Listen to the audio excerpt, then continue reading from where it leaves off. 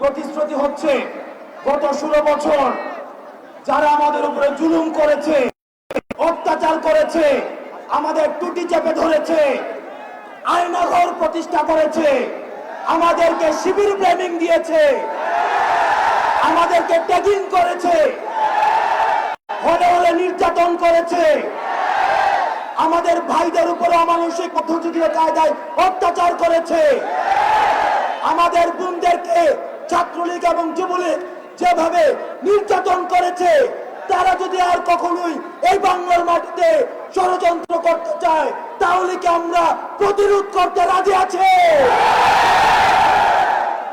প্রিয় ভাইয়েরা, আপনারা জানেন আজকে আমরা শাহবাগে দাঁড়িয়ে আমরা যে কথাটি বলছি এটি আমাদের 16 বছরের অত্যাচার, নির্যাতন, কারাভোগের ফসল।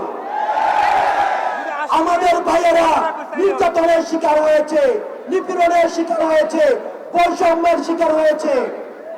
সেই জায়গা থেকে 5 জুনে আমরা বৈষম্য বিরোধী ছাত্র আন্দোলন যখন আমাদের কোটার জন্য আন্দোলন করি, তখন দেখছি আইন শৃঙ্খলা রক্ষাকারী বাহিনী থেকে শুরু করে ছাত্রলীগ, যুবলীগ এবং আওয়ামী সন্ত্রাস আমাদেরকে কিভাবে নির্যাতন করেছে। আমরা নির্যাতন, গুম, হত্যা এসব উত্তরণ করে আজকে যখন ফ্যাসিবাদের বাংলাদেশের প্রতিষ্ঠাতা খুনি শেখ হাসিনা উৎখাত করেছি, তখন থেকেই দেখেছি বিভিন্ন ষড়যন্ত্র চলছে। আমরা অ্যাডমিনিস্ট্রেটিভ কূপ থেকে আছি, আমরা জুডিশিয়ারি কূপ থেকে আছি, আমরা মিলিটারি কূপ থেকে আছি।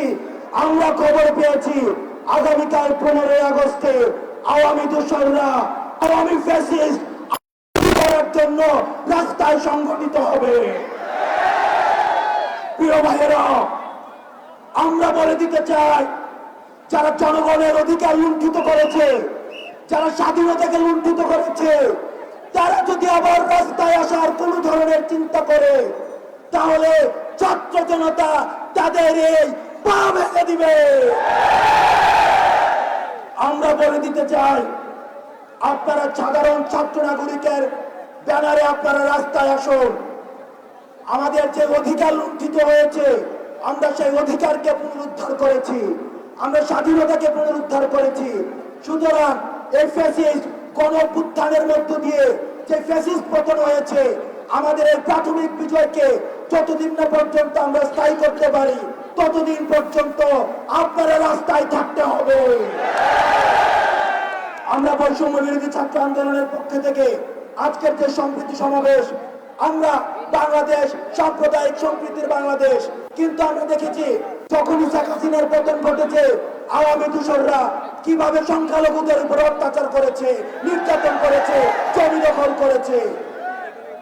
আজকে আমরা এই শাহবাগ থেকে ঘোষণা দিতে চাই, বাংলাদেশের প্রত্যেকটা মানুষের সবার প্রাথমিক পরিচয় সবাই বাংলাদেশী। কোন সংখ্যালঘু নয়, কোন মাইনরিটিস নয়, হিন্দু অনুযায়ী, বৌদ্ধ অনুযায়ী, মুসলমান অনুযায়ী কোন ধরনের বৈষম্য করা হবে না। আমাদের সবার পরিচয় হচ্ছে আমরা বাংলাদেশী, এবং এই পরিচয়ের উপরে ভিত্তি করে আমরা গণঅভ্যুত্থানকে গণজাগরণে পরিণত করার জন্য আমরা মাঠে থাকব। এবং বৈষম্য বিরোধী ছাত্র আন্দোলনের আজকের পরবর্তী কর্মসূচি ঘোষণা করবে আমাদের অন্যতম সমন্বয়ক বাকের মজুমদার।